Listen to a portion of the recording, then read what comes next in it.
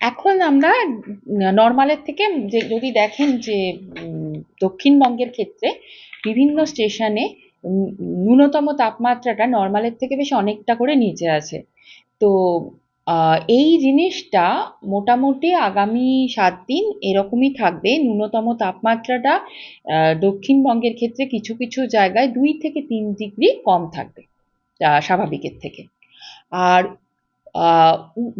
সর্বোচ্চ তাপমাত্রা যেটা সেটাও আগামী 3 দিন দক্ষিণবঙ্গের ক্ষেত্রে মোটামুটিভাবে 2 ডিগ্রি এবং উত্তরবঙ্গের ক্ষেত্রে 2 থেকে 4 ডিগ্রি স্বাভাবিকের থেকে নিচে থাকবে।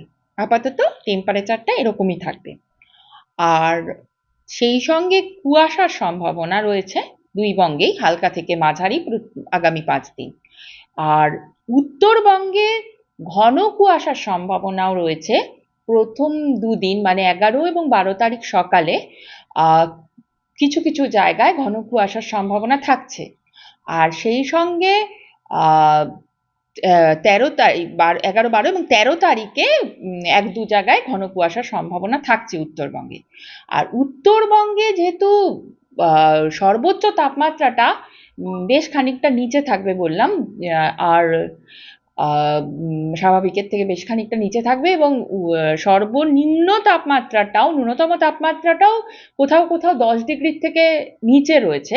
এই কারণে আজকে মানে আজকের দিনটি উত্তরবঙ্গের কোথাও কোথাও শীতল দিন হিসেবে হবে। মানে কালকেও হয়েছে, মালদা কালকে শীতল দিন হয়েছে।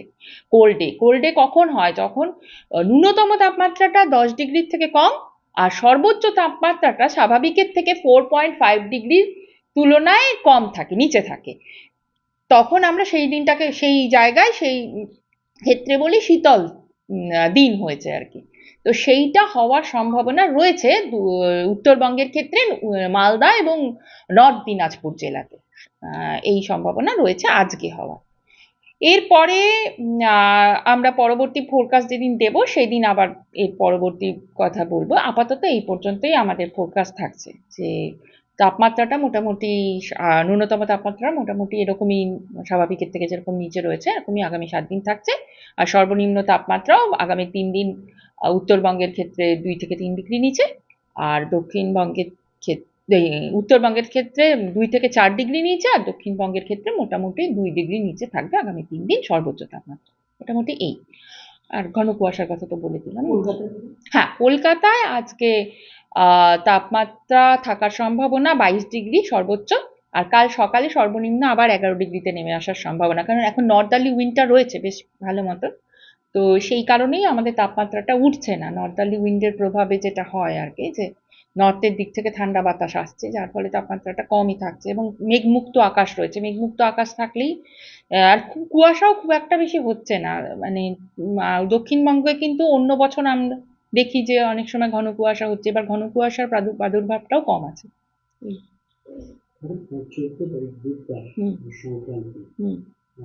পৌষ সংক্রান্তির দিন 14 তারিখ কেমন থাকবে আবহাওয়া?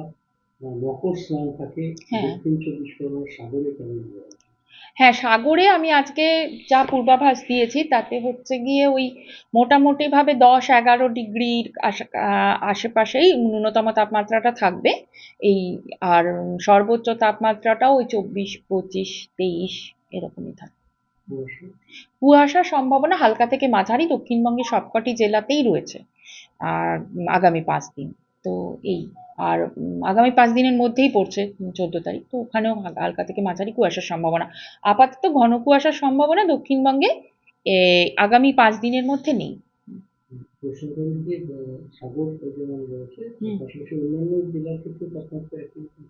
হ্যাঁ, বলছি তো যে ন্যূনতম তাপমাত্রার এখন খুব একটা বেশি পরিবর্তন হবে না, এবং সেই সঙ্গে আমরা যে যে তাপমাত্রাটা মোটামুটিভাবে এখন 2 থেকে 3 ডিগ্রির যে নিচে রয়েছে স্বাভাবিকের থেকে, এই রকমই দক্ষিণবঙ্গের তাপমাত্রা থাকবে কয়েকটি জায়গাতে। মানে এই জিনিসটা থাকবে। আর সর্বোচ্চ তাপমাত্রার ক্ষেত্রেও আগামী 3 দিন সেক্ষেত্রে আজকে 10 তারিখ, 11 তারিখ, 12 তারিখ, 13-14 তারিখে আবার একটু সর্বোচ্চ তাপমাত্রাটা ওঠার সম্ভাবনা আছে, কিন্তু ন্যূনতম তাপমাত্রাটা মোটামুটি একই রকম থাকবে।